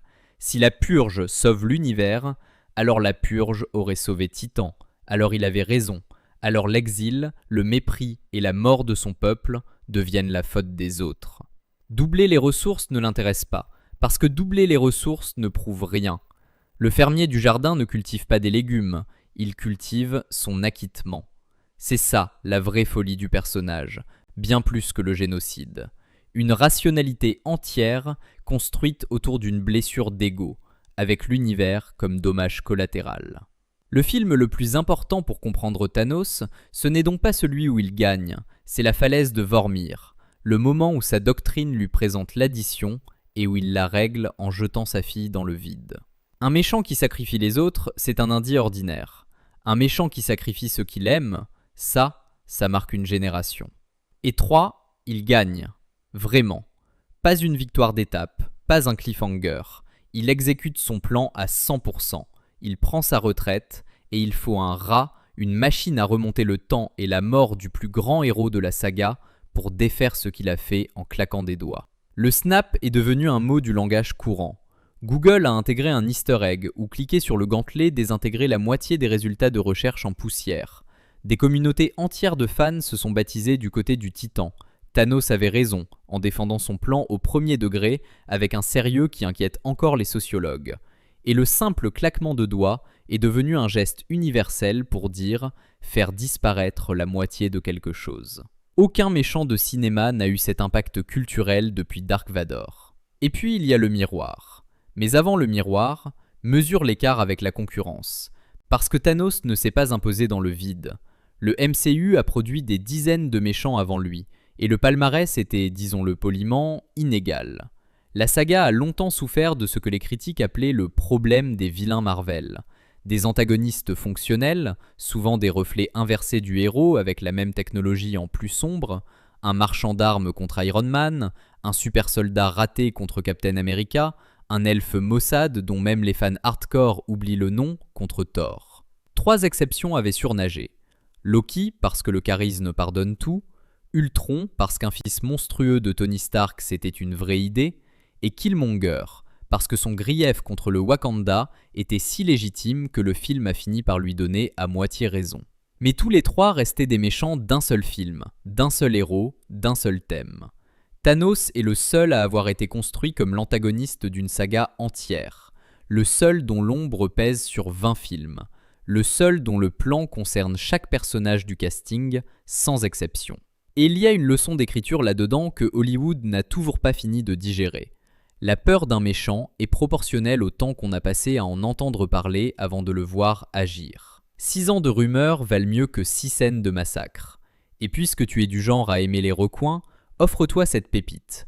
Dans les comics des années 70, le terrible Thanos, le nihiliste cosmique amoureux de la mort, a un jour été dessiné aux commandes d'un petit hélicoptère jaune canari avec son nom écrit dessus en grosses lettres. Le Thanoscopter, un hélicoptère personnalisé pour un être qui se téléporte à travers les galaxies. La chose est devenue l'un des mèmes les plus aimés du fandom, au point que Marvel Studios lui-même a fini par craquer. Dans la série Loki, au détour d'un plan dans les archives de la bureaucratie temporelle, l'hélicoptère jaune traîne en arrière-plan, hommage assumé à l'époque où le plus grand méchant de l'univers prenait des leçons de pilotage. Même les dieux de la terreur ont des photos de jeunesse gênantes. Le miroir donc. Thanos est le reflet noir de ses adversaires, et le film le souligne partout. Comme Tony Stark, il est maudit par le savoir. Il a vu la catastrophe venir avant tout le monde, et il a décidé de la régler seul, par la force, sans demander la permission. Ultron était déjà cette histoire-là. Comme les héros, il sacrifie tout pour sa mission. La différence tient en une phrase, et c'est Steve Rogers qui l'avait prononcée des années plus tôt. On ne négocie pas avec des vies. Les Avengers perdent la première manche précisément parce qu'ils refusent de sacrifier Vision. Un seul être pour sauver la moitié de l'univers. Thanos gagne parce que lui accepte tous les sacrifices. Et Endgame répond au miroir. À la fin, c'est quand même un sacrifice librement consenti. Celui de Natasha, celui de Tony, qui gagne la guerre. La saga entière est une dissertation sur cette question, et Thanos en est le contre-argument incarné. Alors évidemment, il y a l'ironie finale, celle que les fans ont mis des années à digérer. Le Thanos qui meurt à la fin d'Endgame n'est pas celui d'Infinity War. Celui qui a tué Loki, sacrifié Gamora, claqué des doigts et payé le prix. Celui-là est mort à genoux dans sa cabane, décapité sans gloire, 20 minutes après le début du film. Celui de la bataille finale est son lui-même de 2014, un brouillon plus jeune, plus brutal, qui n'a jamais rien sacrifié et qui a lu la fin du livre avant de le vivre. Les deux morts se répondent. Le vrai Thanos meurt d'avoir terminé son œuvre, vidé, presque consentant. Le jeune Thanos meurt de l'avoir vu lui échapper, effacé par le claquement d'un autre. Le personnage a eu droit à 2 fins. Une pour le fanatique accompli, une pour le fanatique frustré. Et les deux disent la même chose. Quand ta philosophie exige de sacrifier l'univers, l'univers finit par te rendre la politesse. Et pour les curieux, il faut dire un mot de l'original, parce que le Thanos du papier est encore plus dérangé que celui de l'écran. Dans les comics, créés en 1973 par Jim Starlin, le Titan Fou ne massacre pas l'univers par écologie, il le fait par amour. Thanos est amoureux de la mort, littéralement. Dans les comics Marvel, la mort est une entité cosmique, une femme en robe sombre au visage tantôt sublime, tantôt squelettique. Et Thanos en est fou. Le claquement de doigts du gant de l'infini version papier, en 1991, c'est un bouquet de fleurs. 50% de toute vie dans l'univers, offert en cadeau de séduction à une entité qui ne lui adressera jamais la parole, parce que même la mort trouve ce type trop intense. Le plus grand génocide de la fiction, motivé par une amourette non réciproque. Les frères Russo ont estimé, probablement avec raison, qu'expliquer ça au grand public en 2 films relevait du suicide narratif, et ils ont remplacé la romance macabre par l'écologie malthusienne. Le gain en crédibilité est évident. Mais les lecteurs sourient encore en repensant à l'original. Le Thanos du cinéma jette l'amour du haut d'une falaise pour obtenir le pouvoir. Celui des comics cherche le pouvoir pour obtenir l'amour. Les deux échouent. C'est le seul point commun garanti de toutes les versions du personnage. Le cinéma a aussi fini par éclaircir, longtemps après sa mort, la question de son espèce. Le film Les Éternels a révélé que le peuple de Thanos est lié aux Éternels, ces êtres créés par les Célestes, les dieux-machines de l'univers Marvel, et la scène post-générique du film a sorti de nulle part un personnage qui a fait s'étrangler les salles. Eros, alias Star Fox, le frère de Thanos. Oui, Thanos a un frère, il est charmant, charismatique, aventurier, aimé de tous, et il est interprété par une pop star mondiale. L'être le plus détesté de l'univers et le plus adoré sont sortis de la même famille. Et quelque part, ça raconte encore quelque chose sur Titan. La même maison a produit le remède et le poison. Ce fil narratif attend toujours sa suite, quelque part dans les cartons de Marvel. Et puis il y a les échos. La série animée What If a passé des épisodes entiers à jouer avec le Titan comme avec un jouet de laboratoire, et 2 expériences valent le détour. Dans la première, T'Challa, enlevé enfant par les Ravageurs à la place de Peter Quill, devient un Star-Lord tellement charismatique qu'il accomplit l'impossible. Il convainc Thanos, par la simple conversation, que son plan comporte peut-être 1 ou 2 failles logiques. Le Titan Fou raccroche les gants et devient un gros nounours violet reconverti dans la contrebande, qui défend mollement son ancien projet en dîner de famille pendant que tout le monde se moque de lui. La leçon est vertigineuse. Dans au moins un univers, il suffisait de lui parler. Dans la seconde expérience, à l'inverse, un Ultron victorieux doté des 6 pierres voit débarquer le grand Thanos, l'inévitable, le boss final de toute une décennie. Et le coupe en 2 dans la seconde, d'un seul rayon, en plein milieu de sa phrase d'introduction. La terreur de 11 films, expédiés comme un figurant. Les fans en ont fait des compilations en boucle. Les 2 épisodes racontent la même chose par des chemins opposés. Thanos n'a jamais été inévitable. Il était le produit d'un univers précis, d'un enchaînement précis, et il suffisait de déplacer une pièce, un enfant enlevé par le mauvais vaisseau, une intelligence artificielle qui gagne, pour que le Titan devienne une anecdote. « Je suis inévitable », disait-il. Le multiverse entier a répondu « Non ». Tu étais juste ponctuel. Dernière trace au passage, la plus inattendue. Tu te souviens du Loki de 2012 qui s'évade avec le Tesseract pendant le braquage temporel raté ? Cette évasion accidentelle a déchiré la ligne du temps et engendré sa propre série entière. Un Loki variant baladé à travers les époques et les bureaucraties temporelles. Autrement dit, la toute première victime d'Infinity War a obtenu, par un effet secondaire de la défaite de son bourreau, une seconde vie complète. Même mort, Thanos continue de générer des intrigues comme un moteur qui refuse de caler. Aujourd'hui, des années après, Thanos reste l'étalon or du méchant de blockbuster, celui auquel on compare tous les suivants, rarement à leur avantage.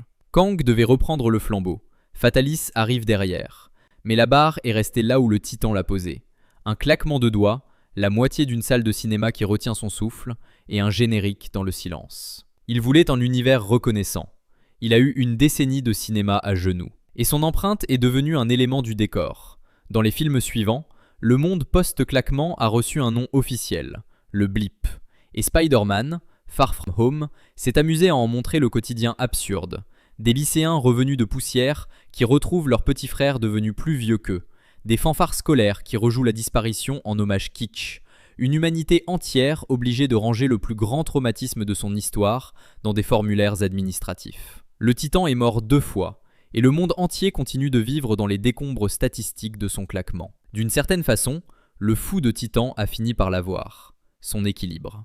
Et voilà, tu connais maintenant toute l'histoire de Thanos, de l'exilé de Titan au fermier du jardin, des 2 claquements de doigts et des 2 morts du même Titan. Si ce récap t'a plu, abonne-toi, c'est gratuit, et contrairement à Thanos, on ne prendra jamais la moitié de quoi que ce soit. Dis-nous en commentaire quel personnage, quelle saga ou quelle série tu veux voir dans la prochaine boîte. On lit absolument tout. Et si t'en veux encore, le prochain récap t'attend déjà à l'écran. Allez, à très vite dans la boîte à récap.